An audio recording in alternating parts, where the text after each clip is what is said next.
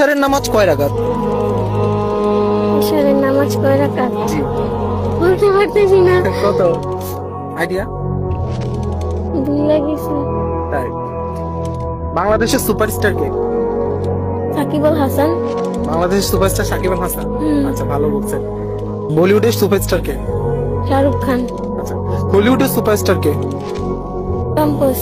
আচ্ছা, তাহলে এশার নামাজ কয় রাকাত?